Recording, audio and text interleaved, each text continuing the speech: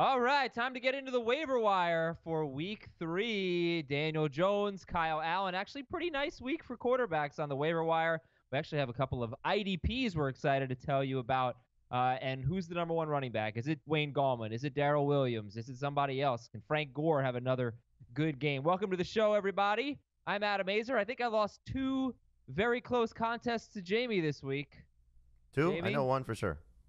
Which one did? Yeah, the telethon one I know you lost for sure. Yeah, I think 2 QB. Did you beat me in 2 QB also? I think you did. If I did, it was a miraculous victory because my team is terrible. I didn't even look.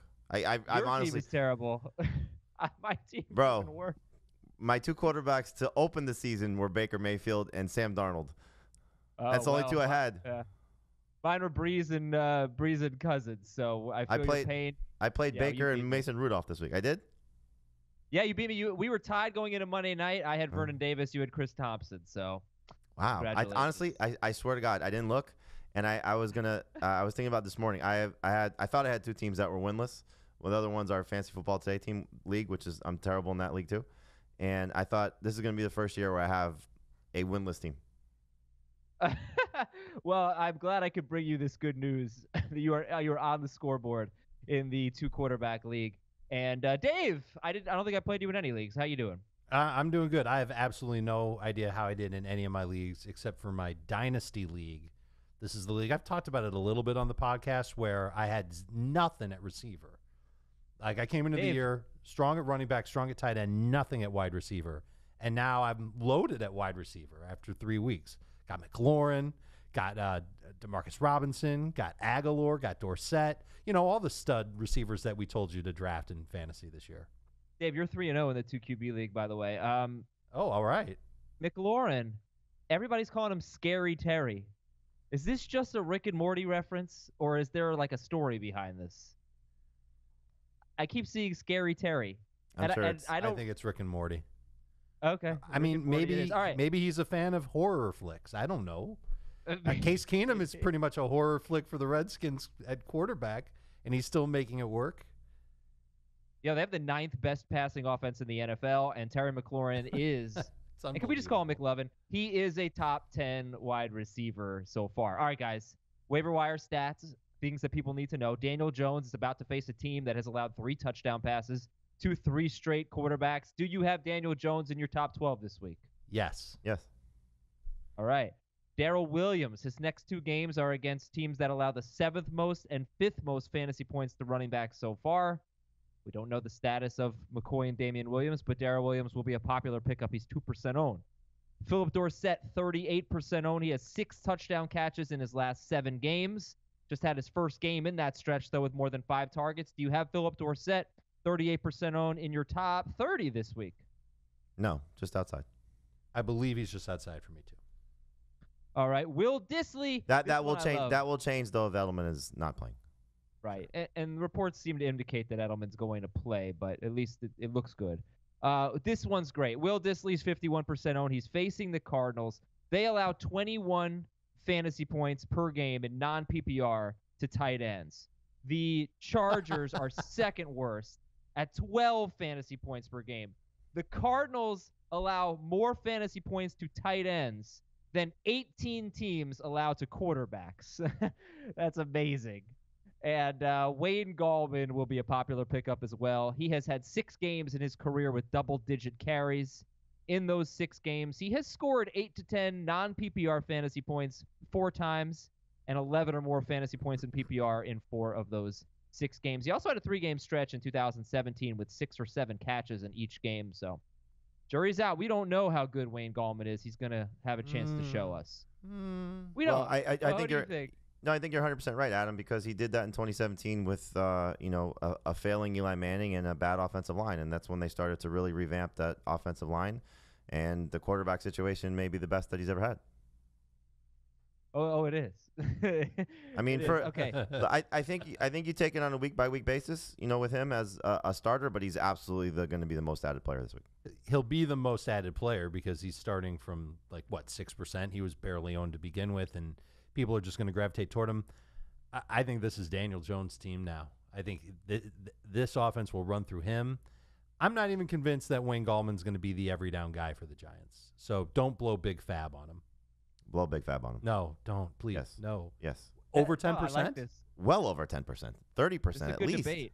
30% on Wayne Gallman. For a guy that's going to be a starter for 8 weeks? I don't know if Absolutely. he's going to be the starter for 8 He's weeks. going to be the starter for 8 weeks. Who are they going to bring in? C.J. Anderson to start over him? No, I don't know who they're going to They're bring. going to promote Hillman from the practice squad? Wayne Gallman is so good. A third of your fab. He is a starting running back for a team that is going to be a better offensive unit, yes, because of what this offense could be with Daniel Jones. Oh. I mean, that's kind of the key is what work will he get? He only had 5 carries. They just threw and threw and threw. Well, they were chasing after, 18 points. Yeah. You can't really. Yeah, no, They're I playing got a that. terrible I Washington gotcha. team this week. He's going to go off. The next 2 weeks are going to be tough for him. But you're talking about a situation right now where the Saquon Barkley owner needs somebody who's going to get touches. And he is not going to be Barkley. But you gave the numbers, Adam. Every time he's had double digits in carries, it's happened 6 times in his career. And 4 of those games, he's had 11 or more PPR points. And that was in a terrible situation. And it wasn't like he was getting 20 carries per game or 20 touches per game. We're talking 12 carries, 15 carries. You know, he's not going to be Barkley. Don't get it twisted. He's not going to be Barkley. Don't spend 50% of your fab on it. But you have to get him. And everybody's going to try and get him, so you got to get him. If you want to be the guy that doesn't get him, I totally get it. Look, he's not a special talent. There's nothing about him that's special. It's situation. It's total opportunity and what he's able to do with the situation that we're going to find out. But unless they go and they make a trade for, let's say, Kenyon Drake, or they go and they bring in – Which they won't do. It would be dumb unless they're getting him for a 6th or 7th round pick as a complimentary option to Saquon Barkley for the future. But, you know, I don't know if Miami's doing that. And so – unless they do something like that, unless they say, okay, Jay Ajayi is our answer to get us through, they're not a playoff team. This is a team that's got to, be a little conservative. So go get – here are the options that are most likely available. This is according to Ralph Vacchiano. I apologize. C.J. Anderson at 28 years old, and we know that he's better when he comes in as the second team than he is with the first team. So maybe you get the Rams situation. That could certainly put Wayne Gallman on the bench. Doug Martin, 30-year-old guy that's got a shoulder injury. LeGarrette Blount, who's 32 and probably moves as well as us. I'd rather have C.J. Anderson. These are the options available. What about Alfred Morris? I don't think there's an option that's going to take Gallman completely off the field. No, that's the point. But I think I don't know if he's going to be the every down guy. 11 PPR points, really? He had that in 6 games with double-digit. Yeah, 4 of 6 games. He did. 4 of 6 4 games. of 6 games. And that was in 2017 when the Giants were absolutely horrid. Okay. Yeah, that's the thing. I mean, is Daniel Jones going to drive them down the field and hand the ball off, and Gallman's going to benefit from maybe getting some goal line work? We don't know. But as Jamie mentioned, that stat, 4 out of 6 games with 11 or more fantasy points PPR, he only had 15 carries like once. He was usually 11, 12 carries, something like that. And last year, he's okay as a pass catcher. Last year, and ironically enough, it was against the team he's facing next week. He had 14 carries last year against the Redskins in a game where Barkley played and was great, and he was miserable. So take that for what it's worth. But the Washington run defense at that point was actually pretty good. It was I gave this stat in the preseason. Barkley was the first time since Next Gen Stats had been keeping this number that he faced eight or more guys at the line of scrimmage, and it was the best performance against that type of defense. So they were clearly stacking the run and trying to make the Giants have to throw the ball in that game. So I don't think that Gallman is a weekly starter for your fantasy team, depending on what the week looks like. But we're getting into the bye weeks now. You're getting into injury situations. You're looking at guys who are just struggling that were supposed to be good potential flex options, whether it's a Latavius Murray or a Miles Sanders, who may start to play better after we saw last week. Yeah. But Gallman's in the type of situation now where you're talking about, Adam, you follow the Giants more than we do. We watch the games as much as you do, but you're clearly in tune with that team. What would you anticipate for Wayne Gallman? 15 touches? Yeah, I think yes.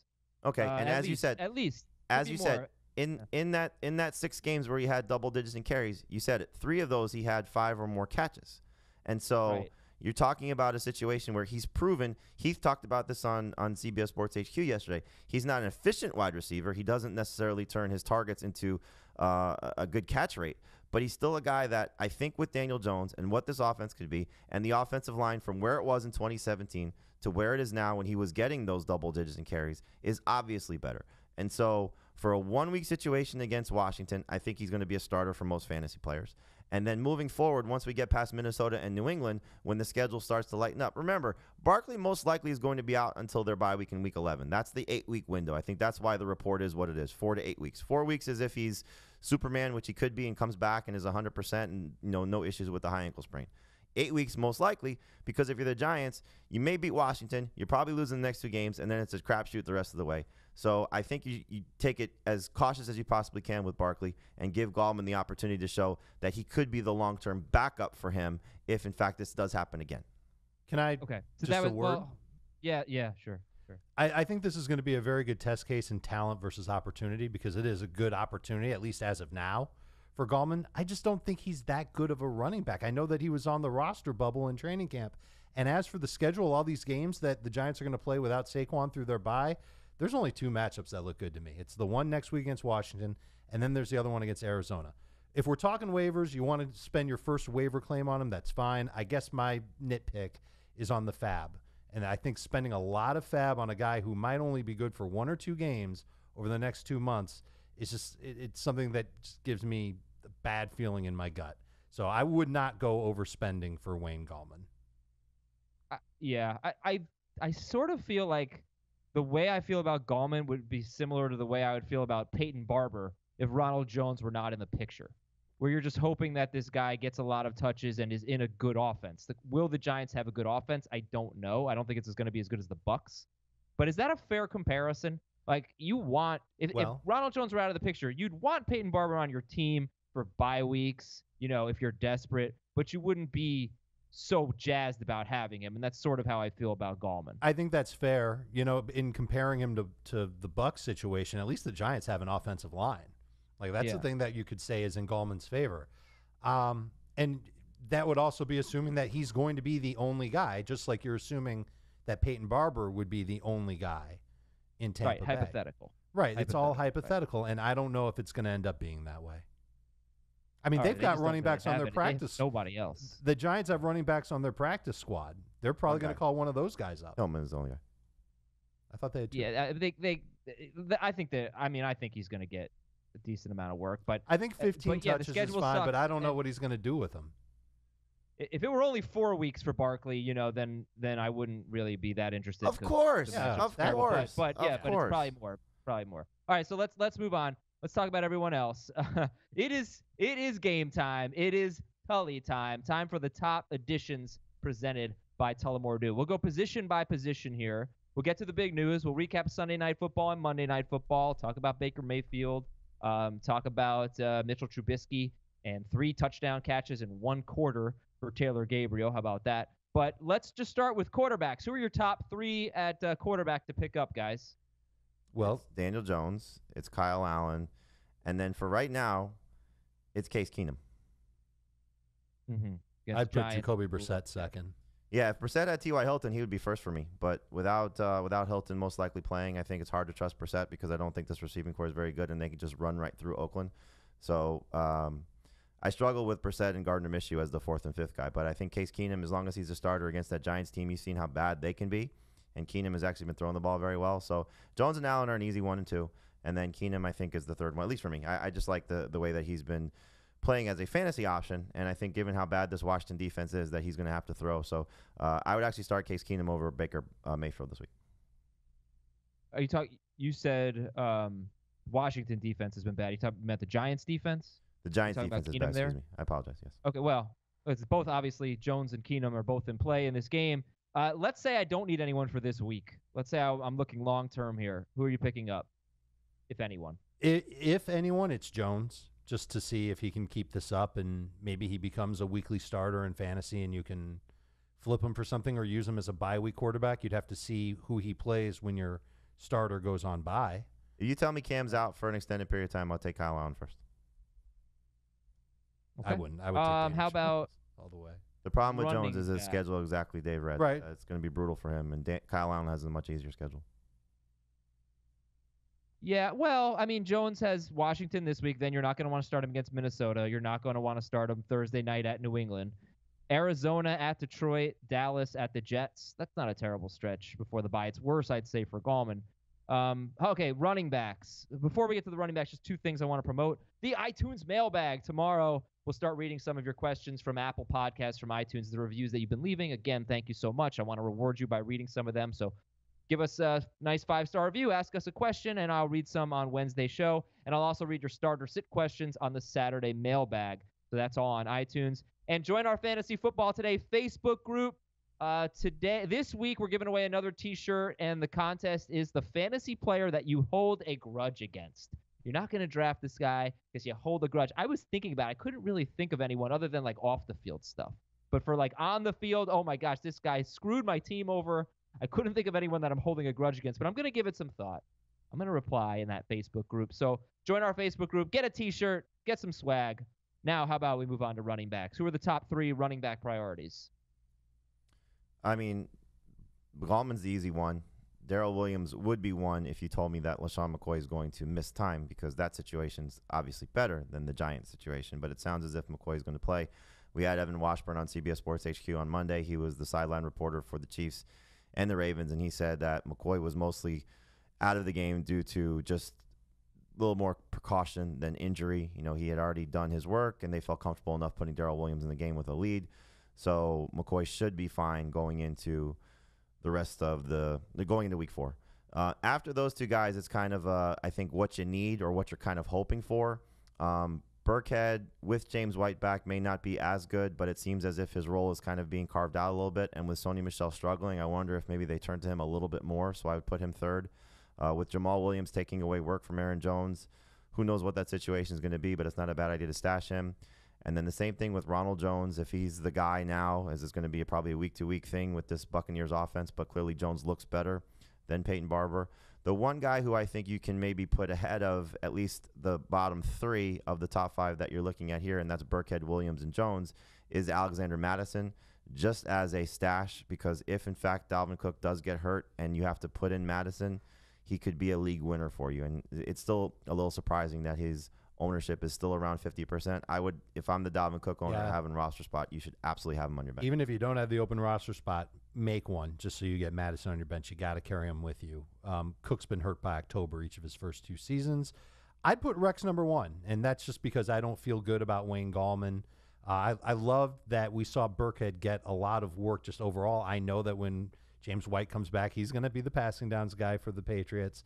But I think Rex Burkhead is hot on the heels of Sony Michel for that running downs role. Not only that, but he's more versatile than Sony. So when he's on the field, defenses don't have that tell that's probably going to be a run, because when Sony is on the field, you know that he's not going to catch a pass. And I rewatched the game yesterday. There's something that stood out to me. Sony Michel played consecutive snaps 1 time throughout the entire game. And otherwise, Rex dominated. And it goes without saying that that's because James White didn't play, but I wonder if it's going to be Burkhead for 50% of the snaps and James White for 40% of the snaps moving forward, and then Sony just sprinkled in, and maybe Sony works to the goal line, but Rex had some work deep inside the 10 too. So he would be a priority for me. Again, not somebody that I would drop a lot of FAAB on, but somebody who I think has a chance to develop into a good fantasy starter. All right, Dave, I'm going to come to you for the wide receivers. Who are your top 3 wide receivers? I've got Hardman at the top of the list. I think that the way that Kansas City plays football, and until Tyreek Hill comes back, and maybe even after Tyreek Hill comes back, Hardman could be that top guy. Dorsett is second for me.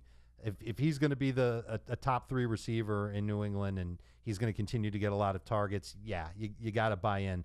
But I think DJ Chark deserves a lot of attention as well. He's 61% owned, so he's not going to be out there in a lot of leagues.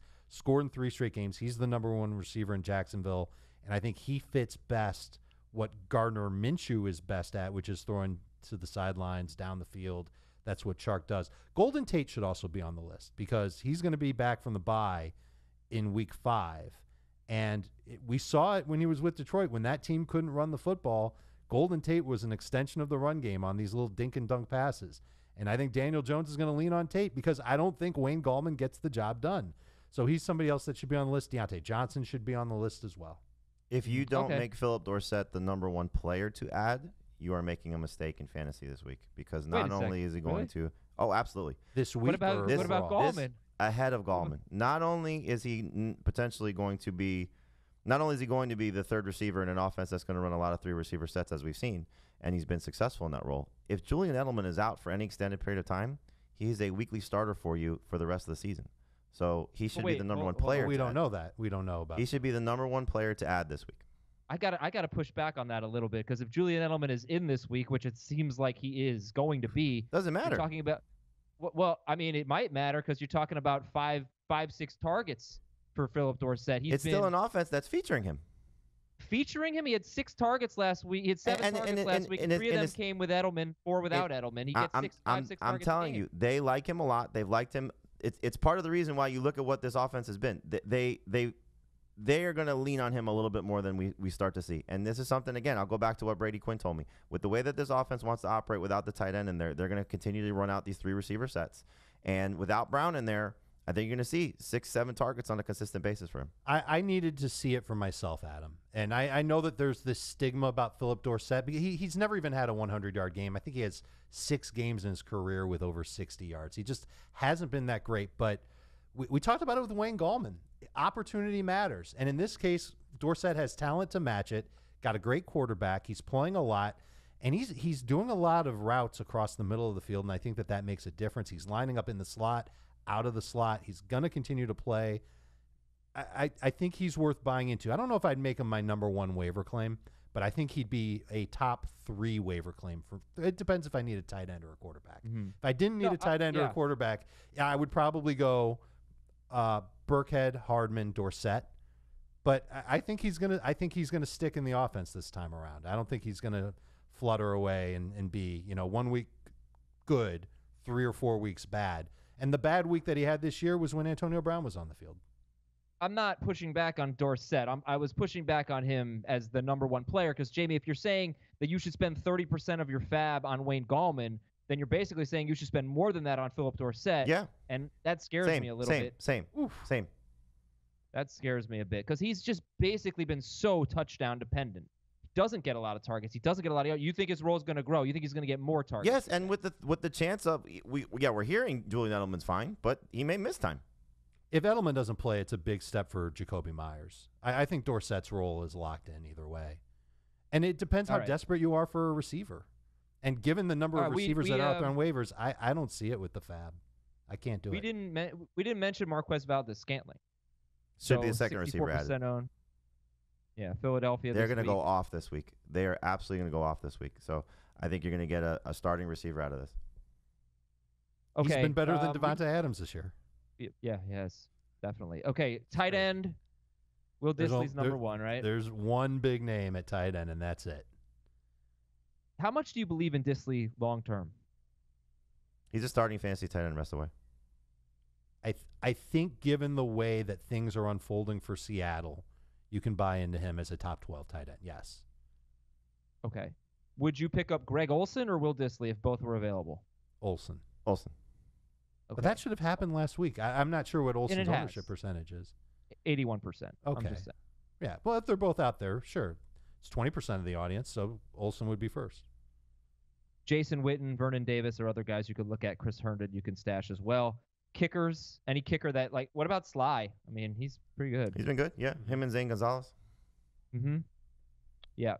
Matt Bryant, Zane Gonzalez, Joey Sly. Okay, and Zane then Gonzalez has a bye in week 12, so if you pick him up and just make him your kicker, you don't have to worry about replacing him for a long time.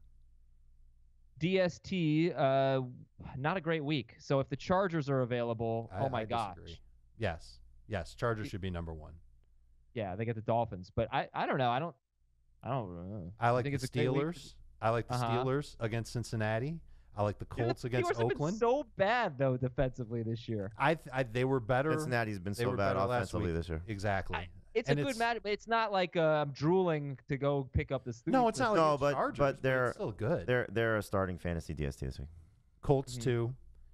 Falcons that are 6% owned. I like them against Tennessee. And Denver, 44%. If you can't get one of those first 4, including the Chargers, they would be the next best. Yeah, I don't like the Broncos. Well, could it be because they have exactly 0 sacks this year? 0. It's ridiculous. 0 sacks. No, they're like the desperation streamer. They're 4th. Your stat of the game. is from Rich Rebar, who we're going to have on the show on Saturday, which is going to be fun. The Broncos are just the 8th team since the 1970 merger to not have a sack through 3 weeks of a season, and the first since the 2007 Saints. That's incredible. I think they're going to have a sack party at some point. I mean, they just have too much talent, and it's just weird. All right, so IDP, 2 guys, Jair Alexander, 26%. And if Darius Leonard is out, Anthony Walker at 7% owned. Anthony Walker had 14 tackles, 11 solo tackles. He didn't have big games in weeks 1 and 2, but if Darius Leonard doesn't play again, Anthony Walker for the Colts, I mean, that's a big one there. He's 7% owned. Dave, anybody else? I got 7 more names for you at IDP. Sam Hubbard, if he's healthy, available in about half the leagues at defensive line. He and Emmanuel Ogbah, who's widely more available, are probably the best that you can get at DL at this point. Shaquille Barrett for Tampa Bay has been on fire. He's available in like 85% of leagues. Preston Smith, linebacker for the Packers, has been getting good production. Hassan Reddick has been stopping the run for the Cardinals. He's available in 90% of leagues. Minka Fitzpatrick for the Steelers. They just got him. He had a great game. I think he's going to continue to play well. And Kyle Fuller has double-digit fantasy points in leagues where tackles count every game so far this season, and he's available in 80% of leagues. All right, cool. Thank you, Dave. Appreciate it. So we've basically done our entire waiver wire show, but we have a lot more names to get to. And in fact, there are a lot of players who are owned in more than 65% of leagues that are very interesting, like Rashad Penny, like Chris Thompson, like Matthew Stafford, who gets the Chiefs. Would you start Matthew Stafford over Daniel Jones, Kyle Allen this week? Over Allen, but not over Jones. Correct. I think it's close with Jones, though. Jones. Okay. And then, like scary Terry McLaurin, Marvin Jones. They're just a lot of players who are above the threshold, so we will talk about them. Okay, give me a FAAB breakdown here for your favorite players this week. 30% on Gallman, 30% on Dorsett. Everybody else is right around the 10% range. I'd go, if you're desperate for a tight end, you can go a little bit higher than 10% on Dissly. Fair. If you're really desperate for a quarterback and Daniel Jones is out there, you can go higher than 10% on him. I wouldn't do that. I might go 11% on Rex Burkhead, like max 11% on him. And then everybody else that we've talked about and will talk about, Hardman and Dorsett would be close to 10%. Chark would be close to 10%. Everybody else would be under 10%. Dave, how would you like to do me a big favor? I'm thrifty. Yeah, what's up? I want get a FanDuel contest open. Start looking up some prices, okay? While I tell the people about FanDuel. Can you do that for me? Yes, sir. Thank you, sir. All right. Fantasy football is underway, baby, and there are more ways to win than ever.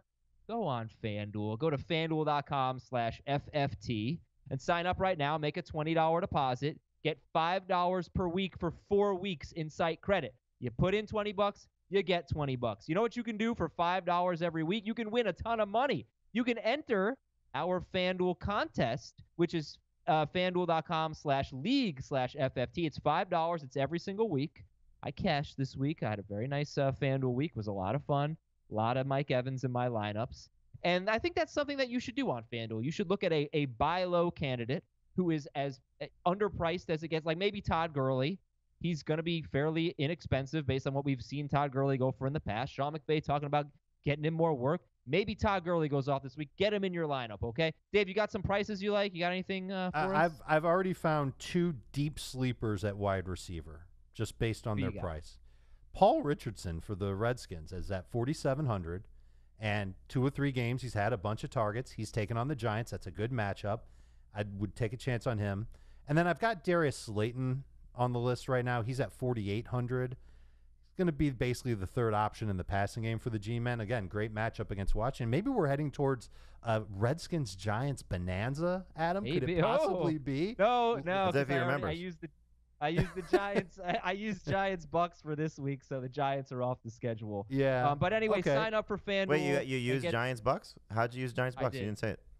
I tweeted it. It's official. Hey, I gotta give the URL for FanDuel here. Go to FanDuel.com/FFT. Sign up. Put in $20. Get $20 back in site credit. $5 per week for 4 weeks. FanDuel.com/FFT or download the FanDuel app. The big news: Saquon Barkley, 48 weeks. Pete Carroll said this on Chris Carson. He's had 3 remarkable punches that have knocked the ball out, and he was covering it and is conscious was in the right place, and it happened. Now the quote I have says his conscience, but I think it's probably conscience, but I don't know. Could be either one. But he was like made it such a point to support Chris Carson after all these fumbles. But I still think if Rashad Penny's out there, you got to pick him up, right? Yeah. You should. Yeah. Especially if you have Carson. X-rays were negative on Julian Edelman's ribs. Cam Newton is out this week. There's no timetable for his return. We just got an email in our inbox from Eric. Should I drop Cam Newton for Daniel Jones? Yes. Mm-hmm. Okay. Tevin Coleman and Jalen Hurd could be back in week 5. The Niners, also the Jets, are on a bye this week. So Jamal Williams and Aaron Jones were listed on the injury report. They play Thursday, so there's an injury report. They're probably playing, right? Williams and Jones? Yes. Whereas we're not really expecting T.Y. Hilton this week, right? No. What about Alshon Jeffery? He was listed as limited. They didn't practice, but they put out a report because they're playing Thursday. It sounds like there's a chance that he can make the game. But even if he plays, I don't think you're going to feel good about starting him. Less than 100%. Tough defense. Packers' defenses look great this year. Especially against the pass. And the Packers' offense has not been as great. Aaron Rodgers says he wants to get the ball to Devontae Adams and Jimmy Graham. Oh, buy more low interested now, in please. Adams. Yeah. John Gruden says Oakland needs to get more out of Josh Jacobs as a receiver. Sean McVay says he wants to get Todd Gurley in more of a rhythm. Well, AJ Green how about will you not play this him week. for crying out loud, Sean? That's ridiculous. AJ Green won't play this week. Sam Darnold seems like he will be ready for week 5. LaShawn McCoy has the ankle injury, but trending in the right direction. And as of right now, on Tuesday, do you expect any of the following players? Devin Singletary, Damian Williams. Singletary's against the Patriots. Damian Williams at Detroit. Rashad Penny at Arizona. Ito Smith against Tennessee. I think the only one that might have a shot is Penny. All righty. So let's talk about some football games, boys. Washington 31 and Chicago 15. Why did this game get scheduled for Monday night? I don't get it. But I don't get it either. At no point in the preseason did you think this was going to be a good game. But the schedule big comes injury, out though. long before the preseason. Schedule comes out in April. No, at no point in this calendar year did you think this was going to be a good game. This was obviously one of the best teams against one of the worst. Unless they were thinking Haskins and this was going to be a game to show them off. Yeah, maybe, but it's a little early in the season. And, the Redskins are historically terrible on Monday night, by the way. They've lost 8 straight Monday night games. They've lost 17 of their last 18 home Monday night games. That is amazing. Big injury in this game. Akeem Hicks left with a knee injury, but not after giving us an amazing night of being mic'd up. And what are your takeaways for the Bears offense? Trubisky with a big game. David Montgomery had 13 carries. He had 7 of them on the final drive. He had 6 Matt carries. Nagy's an idiot. Yeah. I can't explain it. I can't explain it. That was a pretty succinct explanation. Well, I retweeted I'm sorry, I wish I remembered the guy who did the film study of David Montgomery from last week, but he had not been very good. He's jumping around, he's dancing around, he's not hitting holes. He did that last night. He had a great run out of it. Yeah, that's He kind of did. his game. That's what he does.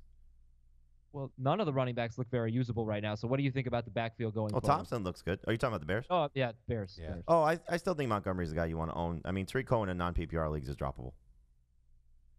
Okay. I think the buy low window is open on Montgomery. Agreed. I think there's plenty of people out there who are getting sick and tired of this, and eventually the Bears are going to realize that they need to lean on him a little bit more. Are they? I mean, Well, they should. They will should. as soon as Mitchell Trubisky has a 4 interception game, because that's this when week. it could be this week. Absolutely. I just think that they've got to be a little bit more balanced. Whatever. This is just a game where they tried to get Trubisky going. Last week they were more conservative and they ran the ball more. In the future, I would think that they'll try and protect Trubisky a little bit by running the football. They should be using Montgomery minimum 16 carries per game. I like that he had 3 catches in the game on 3 targets. I'd like to see that number go up. He should be used similarly to how Matt Forte was used in this offense. That won't happen. Why not? Who would you? Because they won't do it. I mean, they're going to still use Tarik Cohen as the pass catching guy for the majority of the time when they're in those situations. So that's the reason why you won't see that type of usage for him. Who would you rather have rest of season, Chris Thompson or Tarik Cohen, who had 8 catches in week 1 when they were trailing, but only 2 catches in each of the next 2 weeks? Thompson. Thompson's the answer because after he gets hurt, you can go back and get Cohen. Then you've got the best of both guys. I'm not sure anyone's going to drop Cohen. I mean, maybe in they should. non-PPR leagues? What does have already happened in non-PPR? What has he done in that format to make you feel comfortable with him? Hey, I was the first one to say he's droppable in non-PPR. Don't believe me. But in PPR, I don't think anyone's dropping him. I said it. I said it on HQ. Nope. Don't believe on a beautiful Friday afternoon. Nope. How do you know if it's beautiful? You never leave the house. He was it was a rainy Friday afternoon. It was a disgusting Friday afternoon, and we had a very subpar lunch that Dave recommended. I haven't forgiven you for that. That place stunk. Where'd we go? That sandwich place. Yeah, that sandwich place. You know, it was bad. Okay. It wasn't a chain or anything. Okay, guys. Trubisky and Taylor Gabriel. Are you buying anything from this? No, Gabriel got hurt, so he may not play this week, and Trubisky, no. I mean, he's still locking on receivers. He's not, playing well against competent opponents, and Washington is not a competent opponent. Mm-hmm. They get Minnesota this week, and he's not running either. He has like 20 rushing yards this year. Allen Robinson or McLaurin, rest of season? McLaurin. How about that? He's good, man. 76% owned. Okay, if Terry McLaurin, I really want that to stick, we're out there in your league, and Phillip Dorsett and Wayne Gallman were out there, who would you pick up? McLaurin. I want McLaurin super bad. Thank you, Dave. All right, I'm good with this game. How about Sunday Night Football? We got Baker Mayfield on the dropometer, guys. Would you drop Baker Mayfield? Yep. No. Unless it's, you're stuck. But no, I'd want to hold on to him. I'll drop him for Daniel Jones and then reevaluate in a week. That is kind of wacky. Not wrong necessarily, but that's I know. Wacky. What have the numbers been for Mayfield? What has Mayfield done to show you that he is a very good tough schedule quarterback? Really tough schedule so far. Okay. I'm ready to be done with him. I can't feel good about starting him. I'm going to carry 2 quarterbacks. In some cases, I think I need to do that. Maybe that's what you do if you just don't want to overcommit to Daniel Jones.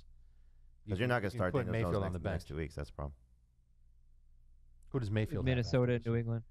And then Mayfield is at San Francisco Baltimore. and then Seattle at home. Yeah, all right. Yes. Well, San Francisco just lost an important defensive back. I'm not so sure how good they are against the pass. I always talk about the wide receivers. An important. He's been playing well. Fine. But I don't know that San Francisco's so good against the pass. As I had mentioned, every wide receiver that gets 6 targets does well, including 2 on Sunday. Pittsburgh, Juju and Deante Johnson. So, anywho, Jared Goff, Baker Mayfield, who are you more optimistic about going forward? Oh, I think Goff goes absolutely nuts this week. I agree. Well, okay, that's this week against Tampa Bay, but I'm just talking in general. Goff. Oh. I think there's still a lot to like about him moving forward. Do you think there's still a lot to like about Todd Gurley moving forward? Yes. I think he's a good buy low candidate because you get him cheap. I don't know. If I'm the Barkley owner, I'm trying to get Gurley as a replacement. That's fine. That's a guy that you can go and try and buy low on. But this was one of the possibilities with Gurley, that he wasn't going to get a ton of work. We talked about the workload being scaled back. And I know some people are saying that he looks exactly the same as he did last year. But I only see that in flashes. I don't see it consistently. I agree. I just don't. I think he's relying more on being physical rather than trying to, just skate around defenders and burst downfield. I think he's a different running back right now. And I hate to say it, but I'm also very glad I have him on none of my fantasy teams. I mean, at least the good thing with Gurley is it's not like week 1 where Malcolm Brown got a ton of work. Brown's carries have gone from 11 to 6 to 3 or 7 to 3, whatever it was. Yeah, I think 11 to 6 to 3 in 3 games. So, But Goff's attempts are going up, and Goff is doing well with them. And Cooper Kupp in that slot role is kind of well with them. Who, Goff? Yeah, he did fine last week. Really. He did with 2 interceptions. He was okay. It's 17 fantasy points on 38 passes. That's fine. He's not doing well with them. Well, I look at the receivers; they did pretty well. I wonder if Kupp is kind of an extension of the run game now, and they're going to lean on him. Yeah, he is. If you're going to buy low on Gurley, do it now because Tampa Bay's defense is not good. Their run defense is What about good. Robert? What about Robert Woods? Do you think Robert Woods is a Absolutely. Same. buy low? Yep. Tampa Bay's run defense has been sick so far this year, by the way. They're giving up like 2 yards per Mhm. carry to running back. They just shut down Barkley for what As it's long worth, as they stay healthy, You're right. that I would should be give the them more case. credit. I should give them. They've got some really big dudes on that D-line. They did a good job against McCaffrey. They played a 49ers team that lost Coleman in the middle of the game, and they played a Giants team that lost Barkley in the middle of the game. They didn't do such a great job against Daniel Jones. Hey, okay. More waiver wire. Yeah, their run defense. They can't defend Daniel Jones. He makes a lot of plays with his legs. Right, yeah. Okay, let's see. We're going to take a quick break here. Players to drop, and we'll finish up the waiver wire right after this. Okay, send out the tweet. Who's on your dropometer this week? And the people have said Baker Mayfield.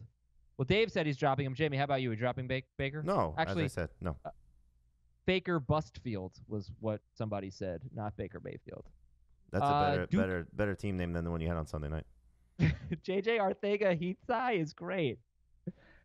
Duke Johnson, dropometer. Cool. That's kind of clever. Thank you. Duke Johnson. You could definitely do it in 10-team leagues and 12-team non-PPR leagues. Yeah. Latavius Murray. Yep. How about Will Fuller? Smaller leagues, you could. No. There's just so many other receivers out there that you can go and get. Jared Cook. Yep. Yeah, I think so. I'd rather start Dissly. I'd rather start Vernon Davis. Oh. TJ Hawkinson. Against the Giants this week for sure. No. Hawkins? No way. He had a Darwin chance Thompson. at 3 touchdowns. Yeah, but his targets are going down. I know. He's blocking more. When he's going up against teams that don't have a good pass rush, he'll be much more involved. Darwin Thompson. Yep. Jarvis Landry. Yep. Yes, he's Okay. on the drop list. Few news items here. Holding calls went down significantly. That was great. Houston's offensive line made a couple of adjustments, moved some players around, and had a much better game. That's good to see. Buffalo defensive tackle Harrison Phillips is out for the season. Atlanta safety Keanu Neal is out for the season. Jalen Ramsey is sick and not reporting to practice. New England fullback James Devlin is on IR. Colts safety Malik Hooker is out 4 to 6 weeks with a knee injury. Darius Slayton is going to be questionable this week. San Francisco lost to Kella Witherspoon. He's out at least a month with a foot sprain. And Washington is sticking with Case Keenum. We've given you a lot of waiver wire advice so far, but we are going to give you more. And we have Team Name Tuesday for you. So that's coming up on the audio portion of Fantasy Football Today. The video portion will resume. We're doing something a little bit different with the video today. So check it out, youtube.com/fantasyfootballtoday, youtube.com/fantasyfootballtoday. All right, guys, let's get into the waiver wire. So the quarterbacks we covered pretty extensively. Daniel Jones, Kyle Allen. Dave likes Jacoby Brissett. But Dave, if Hilton's out, would you still take Brissett number 1? No, I wasn't taking Brissett number 1. Oh, you would take him 2? I would take him 2 if it's the rest of season. I wouldn't do it for week 4. He's not even top 3 for me for week 4. I'm sorry. Four, okay. It's Jones, Keenum, Allen. Jamie said Brissett would be 1 this week if Hilton were playing, right? If Hilton were playing, yes. Okay, so it's something to keep in mind. Brissett's only 56% owned. So Jones, Allen, Keenum, Gardner Minshew, he is at Denver this week. They've been very good so far against Carr, Trubisky, and Rodgers, but no quarterback has thrown 30 passes yet against Denver, and they don't have a sack. Brissett, Mason Rudolph against Cincinnati. And guys, there is someone not only this week but long term that I think we have forgotten, and his name is Andrew Dalton. What do you think? Hate him this week. Why? Primetime game. Oh, wah. Is that still a thing? He's still no good at primetime? He was better last year with it, but it's, going into Pittsburgh where they need a win, I can't see him playing well. If Stafford is your quarterback, like your starting quarterback, and I'm being serious, like somehow he's your only starting quarterback. Well, you liked him last week. Why wouldn't I you be your starting did. quarterback? Well, because maybe they had a choice at quarterback. Dalton would be a great bye week replacement. He's home against Arizona in week 5. Yeah, next week. I'm just saying, when A.J. Green comes back, I think, Dalton could be a solid guy I think you can wait a week. I don't think people are running out to get Andy Dalton. Here are the next 5 games for the Bengals: at Pittsburgh, Arizona at home, at Baltimore, Jacksonville at home, the Rams in London or somewhere in the United Kingdom, and then a bye, and then Baltimore again. So there's not a whole lot to love about Andy Dalton. Except honestly, it depends on how you feel about Baltimore, because Dalton's next 3 games are at Pittsburgh, and they really suck against quarterbacks. Garoppolo should have had a huge game. Now, maybe they're better with Fitzpatrick. That is possible. Arizona in week 5, we love it for Dalton. Then at Baltimore, it depends how you feel about Baltimore. They don't seem to have a very good secondary. But then the next 3 weeks are Jacksonville, at the Rams, and a bye. That's terrible. And then Baltimore again, and then at Oakland, and at Pittsburgh. That's the Jets. Like, Andy Dalton, actually looking at his schedule, I feel like he could win you a league in the second half. At Oakland, Pittsburgh, the Jets, at Cleveland, the Patriots, at Miami in week 16. When he gets A.J. Green back, all right, you know what? We can move on. It might be a later in the season type of thing. But Andy Dalton, I might try to buy low on him in a 2 QB league or something and see what happens there. And, okay, Mason Rudolph against the Bengals. What do you think? Can he get to 20 fantasy points? Maybe. Yes, but he's the last quarterback I would look to add this week.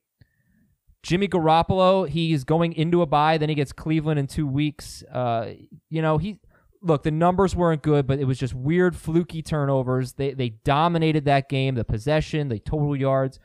Do you think Garoppolo is worth holding on to through his bye? Absolutely not. You do not have to do it. Okay. You can definitely move on and then come back to him after the bye week. All right, let's talk about running backs here. So we have discussed Gallman and Darryl Williams. If Damian Williams is out this week, do you think Darryl Williams is a starter this week? Yes, I think he can. I think he makes it in PPR 100% as a top 24 running back. Okay, so Williams is at Detroit. They so far are allowing the 7th most fantasy points to running backs, and they've allowed 55 or more receiving yards to a running back in 3 straight games. So Williams maybe can make some hay there. Matchups don't even matter for Chiefs running backs, do they? I mean, it's just so good. Rex Burkhead, Jamal Williams. Well, how do you feel about Ronald Jones right now at 46% owned? Should be added if you have a roster spot to play with. But he's not a priority. Like I don't see that, and I go, oh, I got to get him. Like we've debated Gallman. I'd rather have Ronald Jones than Latavius Murray right now. Fine, but I'd rather have Burkhead, Darryl Williams, Wayne Gallman, Sure, that's why Phillip he's low on the Dorsett, list. DJ Chark, McCole Hardman. If I'm a little light at quarterback, Daniel Jones. If I'm a little light at tight end, Will Dissly. Like he's not a priority. But could I make the case that with Darryl Williams, you've got such a shelf life that Ronald Jones is the better guy rest of season? Absolutely. I think you can make that case. I don't think it means that Jones is worth grabbing and stashing and hanging on to. I don't think he's good enough for that yet. Mm-hmm. Okay. And then there's Alexander Madison, and if you need someone this week, he's way down at the bottom of the list, but TJ Yeldon against New England, you're not super interested, right, Jamie? No, but PPR leagues, similar situation if you're stuck. Okay, so then what about these guys? They're all owned in more than 60% of leagues. Royce Freeman, Jordan Howard. Oh, wait. First, these 3. These are actually in Jamie's column. Rashad Penny, 79% owned. Frank Gore, he's got New England. They allow the 2nd fewest fantasy points to running backs. Chris Thompson. Penny, Gore, and Thompson. This is the check to see if they're available group. Thoughts? Yeah, I mean, Penny, like you said, Chris Carson's got a fumble issue. So if you're looking for some help, he's not a bad guy to take a flyer on. Just hopefully he gets, he started to pick things up and then he got hurt. Gore, I don't love for this week, but who knows how long Singletary's out. Thompson's a must-add, in my opinion, in PPR leagues. He's a starter. So, yeah, I love the idea of just picking up Penny to flip him to the Carson owner. Say, listen, your running back is going to fumble his way out of a job. Here's the guy that's going to take it. Now give me a starter. Okay. Gallman or Penny? I think I'd go Penny. Take Penny. Okay. No, I'm sorry. I'd take Gallman. All right, so then what about these guys? Royce Freeman, Jordan Howard. Green Bay, by the way, that's Howard's opponent this week. They're allowing 5 yards per carry to running backs. A lot of that was Dalvin Cook, though. Darwin Thompson, we already said you can drop. And Justin Jackson, 2 straight weeks with a touchdown call back. They're at Miami. Maybe he can help you out. Royce Freeman, Jordan Howard, and Justin Jackson. I'll take Darwin Thompson off the list. But if you saw Royce, Jordan Howard, and Jackson available, would you be rushing to pick them up? Rushing. Maybe Royce because of the split in Denver. Lindsey looked good. He had a good game last week. Part of the reason why he played so much was Freeman missed time with the shoulder injury. They played him at fullback too. I think Freeman's going to be okay. Like that's good running back bench depth and a good starter for the bye weeks. What about these guys real quick? Any interest in C.J. Prosise, Benny Snell, or Jeff Wilson? Oh, Jeff Wilson's on a bye. So Jeff Wilson's on a bye, so no on him. It would have to be a super deep league for me to be interested in the other guys. Prosise and Snell. Okay. Hey, real quick, listeners. Seriously, real quick. Dave and I were talking before the show. Has there been a movie that has come out in the last 5 years that has a really good quote that people say all the time? Is that the best way to say it, Dave? A quotable movie. I don't even know if it's one quote from a movie. But we were talking about Billy Madison quotes. And, I mean, I think there's got to be at least 6 quotes that I could say, and you would know that I'm talking about Billy Madison. Right. And Last you would know 5 the years. exact scene. Is there a movie that's like that? Right. Okay, moving on. Wide receivers. Let us know, listeners. Wide receivers. All righty. We got Terry McLaurin. We've got these guys are available in not that many leagues, like 20 to 30%, or 25 to 30%. McLaurin, Curtis Samuel, Nelson Aguilar. Do you trust Aguilar this week against Green Bay? No. Even if Alshon's out again? No. All right, then Marvin Jones against Kansas City. Cortland Sutton, he's really only had one bad game, and it was against the Bears. He's been a kind of a monster the other 2 games. And he's got Jacksonville, unfortunately, this week. So check on those guys. See if McLaurin, Samuel, Aguilar, Marvin Jones, and Cortland Sutton are available. The priorities that are available in a lot of leagues are Dorsett, Marquez Valdez-Scantling, DJ Chark, Mecole Hardman, who is number 1 on this list for Dave, right, over Dorsett? Yep. And number 4 for Jamie. Then you've got Preston Williams, and I know the numbers aren't huge for Williams, but the targets are pretty damn big, and he actually has had 4 for 68, 3 for 24 and 1, 4 for 63, so not that bad for Preston Williams. Deante Johnson against the Bengals this week. Paris Campbell against Oakland. That's if T.Y. Hilton's out. Golden Tate, who's 50% owned, and Randall Cobb, who's 47% owned. Okay. Preston Williams, Deante Johnson, Paris Campbell, Golden Tate, Randall Cobb. Dave, take it away. I think Tate is the best one long term. I think Deante Johnson is interesting. He had one great play against the 49ers, and I wonder if that buys him even more playing time and opportunities from Mason Rudolph. I'm waiting for Johnson to make a play like Juju had in the game. You know, Juju had a catch over the middle, and he takes it to the house. I think Deante Johnson's capable of doing that same type of thing. And if we see that from him, that's when fantasy interest will really spike. So he wouldn't be tops on the list of guys that you gave me, but I think he'd be right behind Golden Tate. Okay, great. And Paris Campbell can do the exact same kind of thing because he's a good receiver. He's an okay route runner. He's got great speed. It's just a matter of opportunity. And I think the opportunities will be better without T.Y. Hilton on the field. But Indianapolis does so much mixing and matching with their formations. You're going to see a lot of other receivers and as many as 3 tight ends on the field at the same time if T.Y. Hilton isn't there. So that kind of hurts Paris Campbell. How much FAAB would you use on Marquez Valdez-Scantling? 10% tops. I was going to say like 7% tops. When you say that, are you talking about of your remaining budget, of your starting budget? Starting budget. That's your remaining budget. Okay. Well, 10% of your remaining budget might be similar to 7% of your starting budget. There you go. Yeah, I just don't know what sorry, everybody's I said that remaining backwards. budget is. I said that backwards. Yeah, it's tough. That's why I think using starting budget is a better way to go since people, but I don't really have strong conviction about that. I know people disagree about that. And then like Paris Campbell would be like a $1 or $2 guy, right? 1 max. 1%. Right. No more. Okay. Because it could be Deion Kane as the best option for the Colts. That's true. It could be Zach Pascal as the best option. Right. You might even try and do it for 0%. And that's easy to figure out no matter how much of your FAAB you have left. I'm going to read a whole bunch of names and tell me if you're interested in them. Part 1, Jamison Crowder, Cole Beasley, Mac Hollins, Jacoby Myers, Devontae Parker, Devin Smith. Crowder and Beasley. Beasley for this week I like. Crowder just to wait on in full PPR. I think I'd stash him. Jamie, I here's would drop all that. the second part. Mohamed Sanu, Zach Pascal, Darius Slayton, Kenny Stills, James Washington, Marquise Goodwin, Dante Pettis, Deebo Samuel. Of who do I want? Yeah, any of them? Deebo still. I like that Pettis got involved last week. 5 targets, touchdown. So, yeah, hopefully that's a sign of things to come from. I think I'm gonna... I still like Deebo better. And Slayton in the deepest of leagues, I would take a look. I was going to say only in my Dynasty League. I think I might try to add Darius Slayton. Pete Briscoe loves him. Yeah, he's not bad. Not bad. Makes some I'm not the Dynasty team that we share, Adam, but another one I have. I picked him up like before the start of the season just because I had open roster spot to play with, and I'm happy that I did. All right, that's Darius Slayton. Team name Tuesday. We have some George Kittle names. I'll get to them in a second. Here are your tight ends other than George Kittle. Well, Greg Olsen and Austin Hooper would be ahead of George Kittle if they're available, right? Both of them? Ahead of George Kittle? Ahead of Will Dissly, sorry.